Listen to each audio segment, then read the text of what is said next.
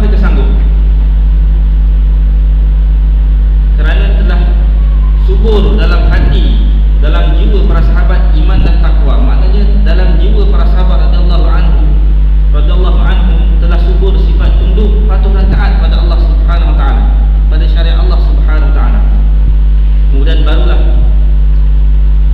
perintah-perintah lain, termasuklah jihad, Allah Subhanahu wa taala perintahkan di zaman Madinah. Setelah terbukti keimanan mereka. Nak dibandingkan dengan zaman kita, Allah SWT telah sempurnakan nikmat Islam tu. Allah dah sempurnakan dah Al-Quran. Bermakna zaman kita sangat berbeza dengan zaman sahabat. Zaman kita perlu melalui proses serentak. Dalam masa kita berusaha untuk meningkatkan ketakwaan, dalam masa yang sama kita juga perlu meningkatkan kualiti ibadah kita. Maknanya kita perlu melalui dua proses dalam masa yang sama, memastikan takwa, iman kita, akidah kita pada Allah sempurna, dengan cara buktikan dari sudut ibadah. Itulah yang dimaksudkan oleh Syekh Fatihah, yang mana apabila ditulis Muslim perlu benar-benar mukmin dari sudut ibadah, bermaksud ibadah tadi menjadi bukti sejauh mana tunduk dan patuhnya dia pada Allah Subhanahu wa taala. Dalam bab ibadah ini, apabila dituntut untuk kita tunduk pada Allah Subhanahu wa taala, bermakna kita mengiyakan perintah Allah tadi. Kita mengesakan Allah dalam keadaan kita mengiyakan perintahnya, tanpa kita ragu-ragu. Sekalipun kita tak mampu untuk lakukannya, kita iyakan dia, kita benarkan perintah tadi.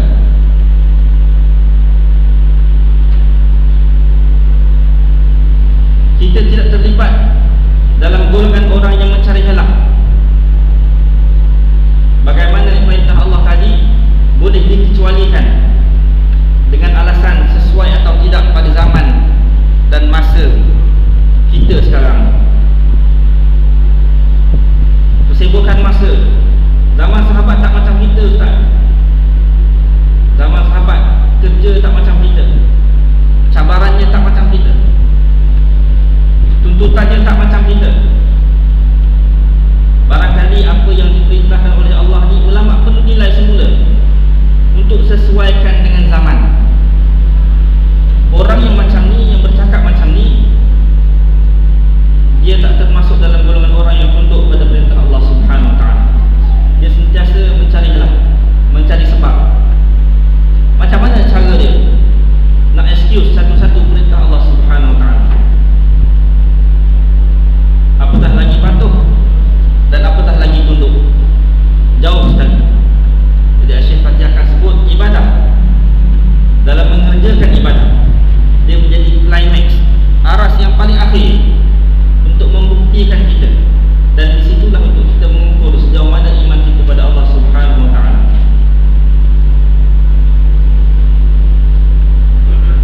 Dan yang kedua, ibadah itu menjadi alat penghubung antara makhluk dengan pencipta. Allah Subhanahu wa taala tak biarkan makhluk dia tergapai-gapai, tak tahu punca. Bila ada masalah, tak tahu tempat nak merujuk. Allah tak biar. Melalui ajaran Islam, melalui perintah Allah, maka Allah SWT tunjukkan alladzina idza asabatuhum musibah qalu inna lillahi wa inna ilaihi raji'un. Orang-orang yang beriman, apabila tiba ke atas mereka musibah, maka mereka akan kata inna lillahi wa inna ilaihi raji'un. Yang mana manifestasinya adalah mereka akan berserah pada Allah, kembali pada Allah. Mereka akan lakukan ibadah, akan bersembahyang untuk mengadu pada Allah Subhanahu wa taala. Itu nilai tertinggi dalam iman orang-orang awam macam kita.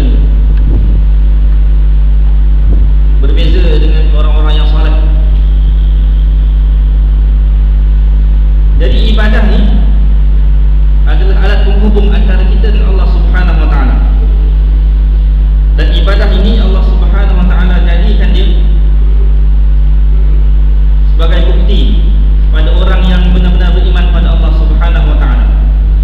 Dan orang-orang yang mengabdikan diri pada Allah Subhanahu wa taala ni, dia yakin pada ayat 57 surah Az-Zariyat, ma uridu minhum min rizqin wa ma uridu an yut'imun. Sadaqallahul azim.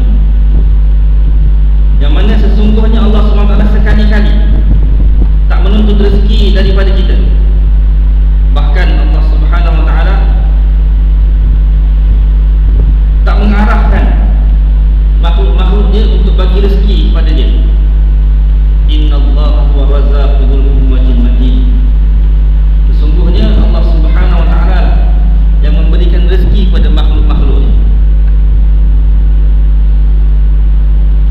Jadi pada orang yang beribadah, dalam kehidupan dia akan pastikan setiap saat hidup dia itu berkait dengan ibadah, sama ada dalam keadaan susah ataupun baik. Kerana ibadah bukanlah semata-mata yang disebutkan sebagai solat, puasa, zakat dan haji, tapi ibadah merangkumi seluruh kehidupan. Dan yang menjadi rujukannya sudah pasti Rasulullah SAW tunjukkan kepada solat. Solat, daripada solat sendiri sehinggalah solat berjemaah, di situ terdapatnya cara-cara, di situ terdapatnya contoh-contoh bagaimana seorang yang beriman itu melaksanakan kehidupan dalam proses taat pada Allah Subhanahu wa taala. Perkara pertama yang Syekh Fatih akan sebutkan dalam usaha untuk seorang Muslim itu benar-benar beriman dalam ibadah, dia perlu menjadikan ibadah dia satu-satunya jalan untuk dia berhubung dengan Allah Subhanahu wa taala. Apabila ditimpa musibah ataupun berada dalam keadaan senang, hanyalah Allah Subhanahu wa taala tempat dia mengadu. Iyyaka na'budu wa iyyaka nasta'in. Dari sudut akidah, kita diperintahkan mohon pertolongan kepada Allah, dan dalam masa yang sama menyembah hanya Allah Subhanahu wa taala. Jadi ibadah ni adalah jalan penghubung, yang mana orang yang meninggalkan ibadah, dan ibadah khusus yang diperintahkan kepada kita, terutama solat, bermakna orang tadi cuba menjauhkan diri daripada Allah Subhanahu wa taala. Sekalipun hidup dia senang, sekalipun hidup dia dalam keadaan penuh dengan nikmat dunia, tetapi hubungan dia dengan Allah Subhanahu wa taala jauh, kerana dia cuai dalam bab ibadah. Orang yang beribadah, yang mana ibadah yang tadi betul-betul menjadi jalan kepada Allah Subhanahu wa taala, iaitu jalan untuk bertemu dengan Allah Subhanahu wa taala, ibadah dia yang pertama seperti mana disebutkan oleh Rasulullah SAW. Hadis yang diriwayatkan oleh Bukhari dan Muslim. Ibadah itu, seorang yang melakukan ibadah itu, Rasulullah SAW sebut dalam sebuah hadis yang diriwayatkan oleh Bukhari dan Muslim, an ta'budallaha ka'annaka tarah, fa in lam takun tarahu fa innahu yaraka. Rawahu Bukhari dan Muslim. Yang mana Rasulullah SAW bersabda, orang yang beribadah, dia mestilah, hendaklah beribadah kepada Allah Subhanahu wa taala seolah-olah dia mampu melihat Allah Subhanahu wa taala. Sekiranya dia tidak mampu untuk merasa seolah-olah melihat Allah Subhanahu wa taala, dia kena merasa seolah-olah Allah Subhanahu wa taala sedang melihat dia. Dia sedang berada depan Allah Subhanahu wa taala. Dia sedang dipantau oleh Allah Subhanahu wa taala. Perbuatan yang dipantau, biasanya orang yang sedang dipantau, dia akan lakukan perbuatan tadi dalam keadaan yang paling sempurna, yang paling baik dia boleh buat. Sallu kama ra'aytumuni usalli. Rasulullah SAW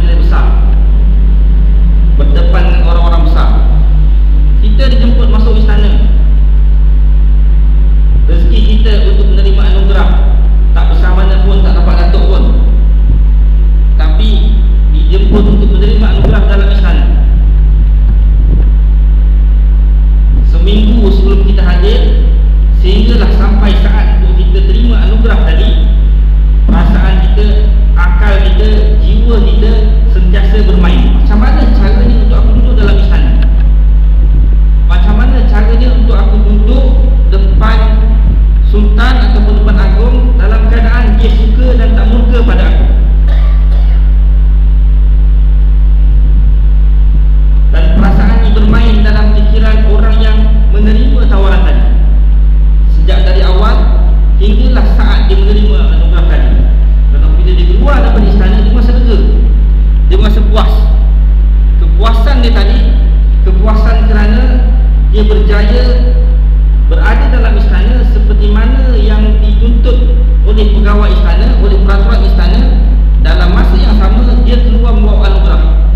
Dia merasa puas, nikmat sangat apa yang dia rasai pada hari tersebut. Ini contoh mudah yang boleh kita bayangkan, yang boleh kita bandingkan bagaimana apa yang dituntut oleh Rasulullah SAW. Beribadahlah kamu seolah-olah melihat Allah Subhanahu Wa Taala. Kalau tak boleh nak membayangkan perasaan macam tu, beribadahlah kamu seolah-olah Allah melihat kamu. Macam tu juga dengan seorang pekerja yang berada depan bos dia. Macam tu juga seorang pekerja yang mana bos tak ada, tetapi sedang dipantau oleh bos dia daripada jauh. Dia tahu ada orang sedang memperhatikannya. Kerja dia akan buat dengan baik, takkan berani untuk dia melakukan kesilapan. Itu tahap ibadah seorang muslim yang mukmin dalam bab ibadah.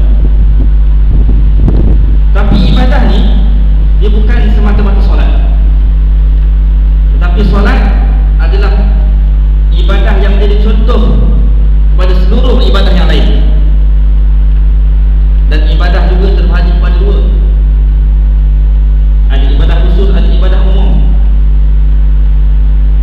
Satu orang yang mana apabila dia sembahyang, dia dapat capai tahap yang Rasulullah SAW nak, fa innahu yaraka, sesungguhnya Allah melihat kamu dalam ibadah kamu, dalam puasa kamu, dalam solat kamu, dalam zikir kamu, yang mana hati ini hanya pada Allah Subhanahu Wa Taala, beribadah hanya untuk Allah Subhanahu Wa Taala.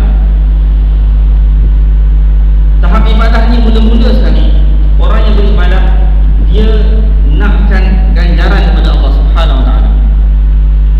Ganjaran tadi menjadi dorongan kepada dia untuk beribadah.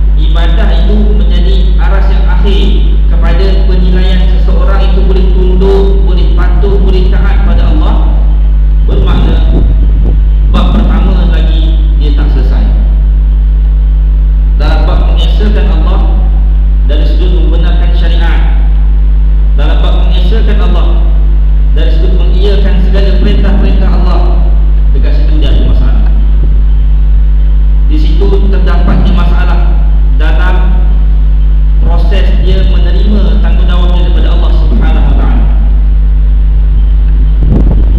Maka dia akan terbawa-bawa dalam ibadah dia dan memberi kesan kepada kehidupannya.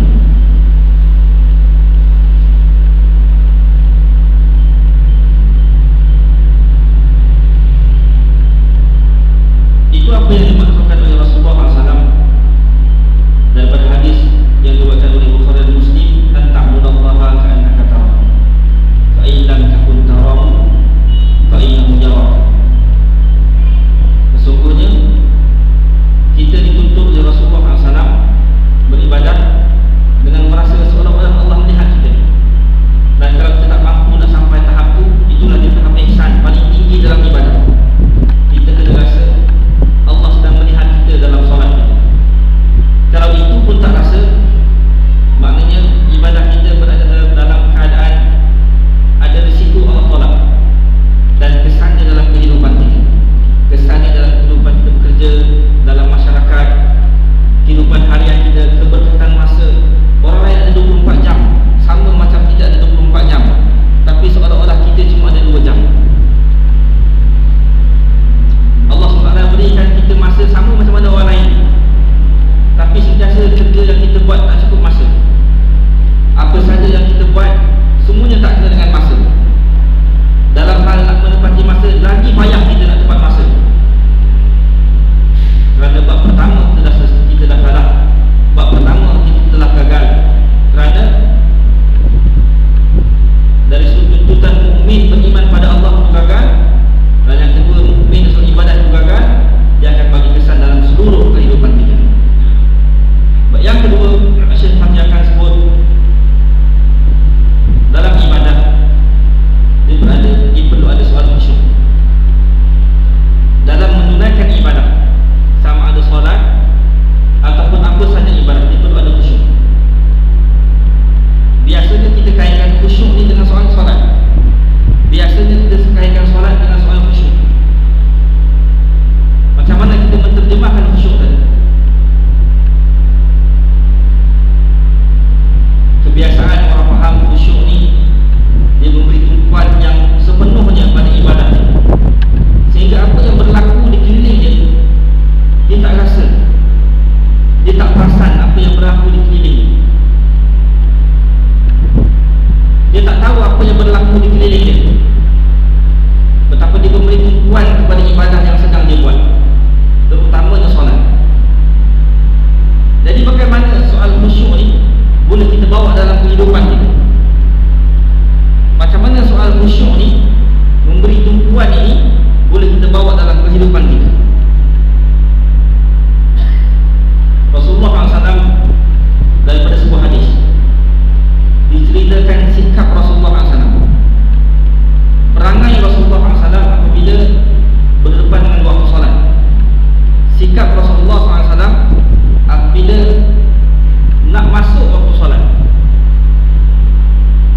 Dalam hadis itu Rasulullah SAW diberitakan, kana Rasulullah SAW yuhaddithuna wa nuhaddithu fa idza hadarat as-salatu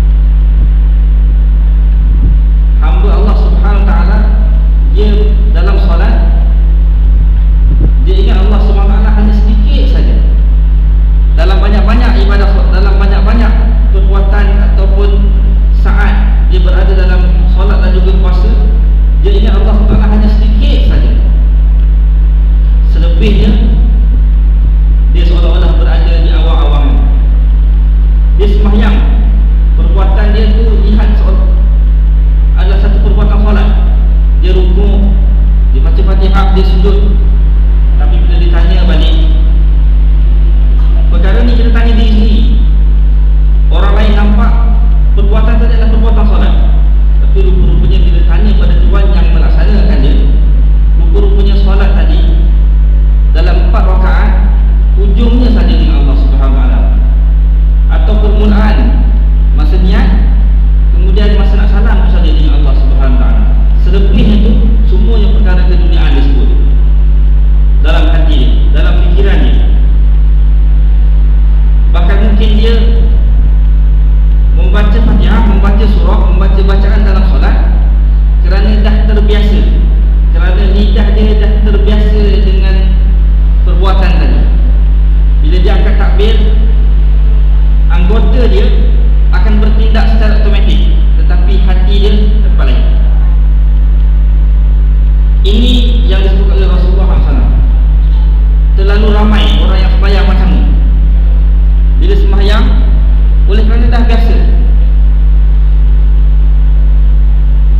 Tuan-tuan, contoh mudahnya, kalau kita baca Quran, antara surah-surah yang kita biasa baca dengan surah yang kita jarang baca,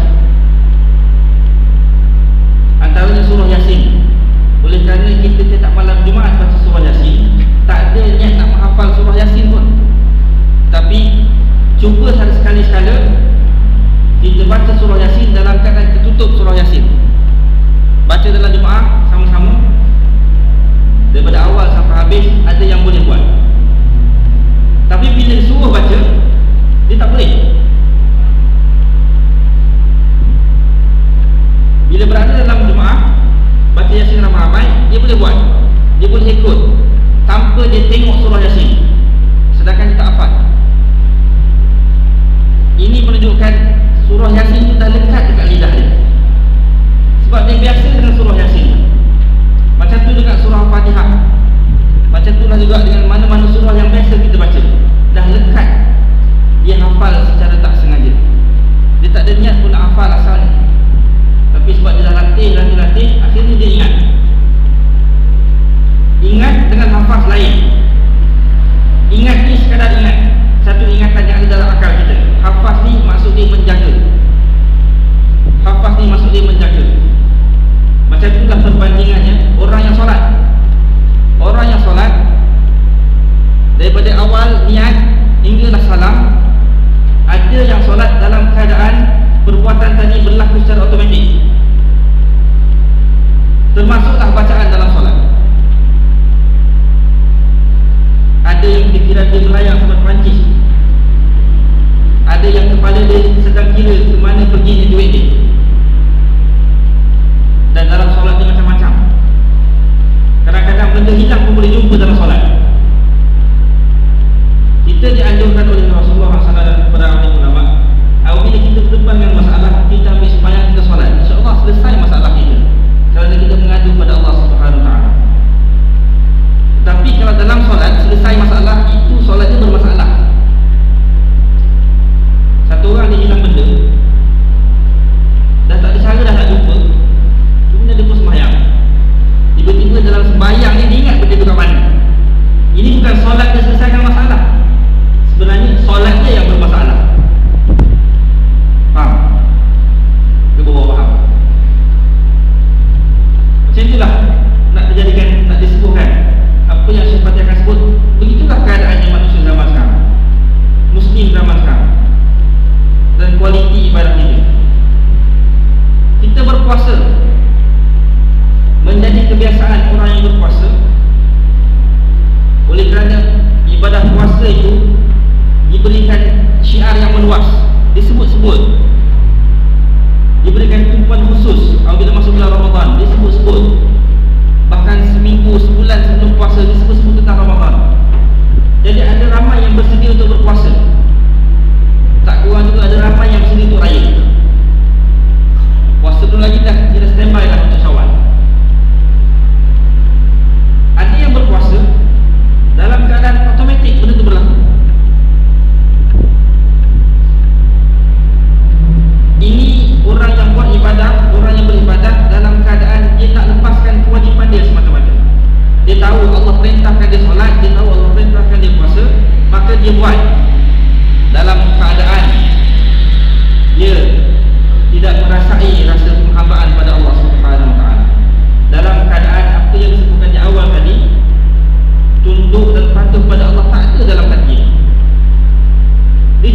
kerjakan, ini perintah Allah. Perasaan taat tak ada dalam hati. Jadi macam mana sifatnya orang yang solat sempurna? Macam mana sifatnya orang yang berpuasa dalam keadaan yang baik? Macam mana sifatnya orang yang melaksanakan ibadah dalam keadaan yang baik? Seperti mana yang disebut oleh Rasulullah SAW tadi. Rasulullah apabila sampai nak masuk waktu, dia akan berubah sikapnya. Dia tak kenal dah sahabat-sahabatnya. Seolah-olah begitu keadaan dia disifatkan Rasulullah. Jadi kita nak sampai tahap itu memang jauh. Tapi apa yang boleh kita buat, kita boleh kenal dan kita boleh nilai ibadah kita bila masanya kita solat. Antara solat dengan kerja kita, sejauh mana kita pentingkan solat kita dengan kerja kita.